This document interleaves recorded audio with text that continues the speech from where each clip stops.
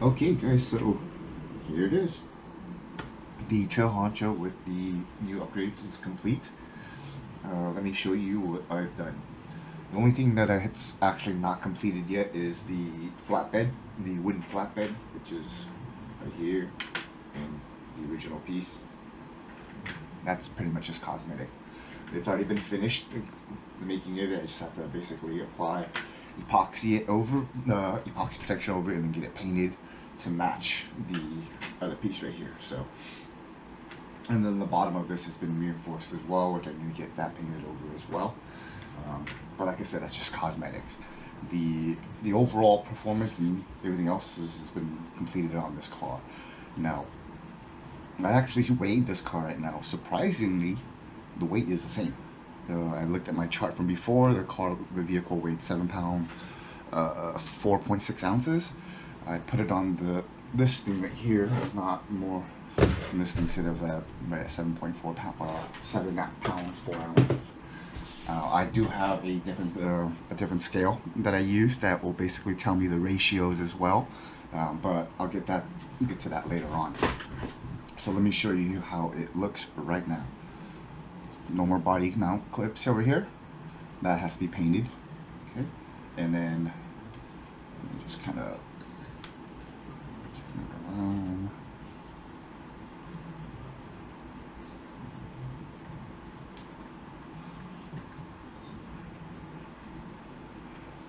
So there's just some painting stuff left as well, which I'll get to. They're mostly cosmetic. Okay. So this is what I did. Sorry, let me just turn that around.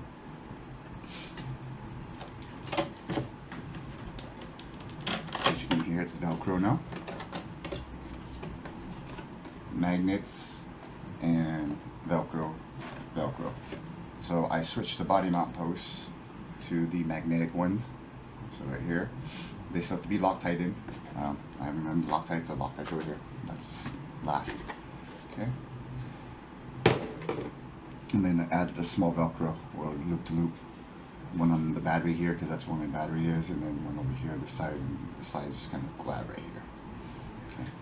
So you've seen this in the update video, but the major differences is the links on the bottom are now the all stainless steel links.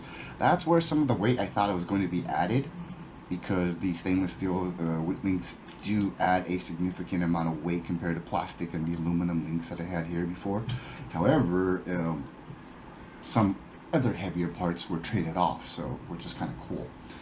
One of the heavier parts that got traded off is I actually broke the plastic, what was that, the shock mount hoop, so I had to buy metal ones, and that had a good significant amount of weight on that.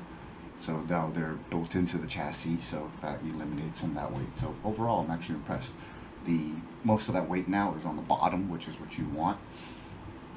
Originally, I stated I was going to adjust my shocks, but as of right now, I don't think I need to. So I haven't done a performance run with the new links yet, but I have done a performance run outside with the setup right here, and performs, just as well as it did before. So I want to see what these new heavier links on the bottom does, because like I said, this car is planted on the bottom now with the weight that it has on the bottom. There's virtually no weight on top here, almost no weight top, so all that weight's going to be here with the servos, and that's pretty much it. And the ESC, the receiver kind of offsets with the counterbalances with the battery weight, and that's why I have that set up over there. But here you go. This is the real estate of the vehicle from a tops perspective. These links did take a long time to figure out. I've never had to switch out all my links before. The only link work I did link was these 4. But I mean, you just bought, the one I bought was pre-done. You just unscrew them and pop them in. But this time around, I got to change all that. So I actually had the wrong lengths in the beginning, so it didn't work out. So after playing with it for taking it apart and redoing them several times, this is the way I had it set up. for the links. And this is my first time doing it, so it did take a while. I mean, now I could say that I've pretty much fully taken apart this entire vehicle, including the axles, you know, changing inside, replacing the axles. I mean, everything. I think right now, the amount of parts that I have, I should be able to put together another stock Trail Honcho. The only thing I wouldn't be able to put on there right now is the drive shaft, which is here, and the housing for the gears, but all the gears inside has been changed, so that's just the housing. And the stock bumper, rear and front bumpers. Everything else I have all the spare parts for, you know, including the tires. Actually, I slashed up the Honcho tires, but I do have the stock tires for the other rig, so I definitely can spend maybe 30-40 bucks or less and put together a really stock Honcho. But the winch is now running this way now, so it's perfect. I've already used it several times just to make sure I didn't have to pull and control the spool to make sure that it would spool back in place. This has been glued down, clean up the body work. Let's see what else I did here. And just so you can see the ride height and why I don't want to adjust it. So this is the current ride height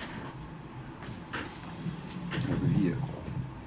So if I was to just droop it in more, we're looking at this. Oops, sorry, I don't want to really pull it down like that by the sides. I want to do it right here.